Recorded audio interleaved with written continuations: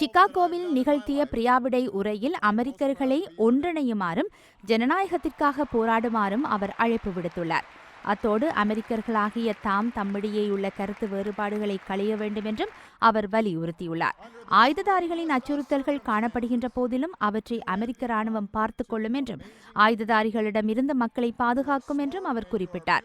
ஜனநாயகத்தின் மூலமே தாம் வளர்ச்சி அடைய வேண்டும் என குறிப்பிட்ட அவர் இதுவே சாத்தியம் என்றும் மக்கள் ஒற்றுமையால் மாத்திரமே மாற்றங்களும் வளர்ச்சிகளும் நிகழும் என்றும் சுட்டிக்காட்டியுள்ளார். கடந்த 8 ஆண்டுகளாக அமெரிக்காவின் ஜனாதிபதியாக இருந்துள்ளதாக குறிப்பிட்ட அவர் ஒன்றாகவே வீழ்வோம் அல்லது ஒன்றாகவே எழுவோம் என்றும் தெரிவித்துள்ளார். இதேவேளை இஸ்லாமியர்கள், பெண்கள் மற்றும் ஓரின சேர்க்கையாளர்களை பாகுபடுத்தி பார்க்கக்கூடாது என்றும் அவர் குறிப்பிட்டுள்ளார். அமெரிக்காவில் கடந்த நவம்பர் 8ஆம் திகதி நடைபெற்று முடிந்த தேர்தலில் டொனால்ட் ட்ரம்ப் வெற்றி பெற்றுள்ளதோடு எதிர்வரும் 20ஆம் திகதி அவர் பதவியேற்க உள்ளமை சுட்டிக்காட்டத்தக்கது.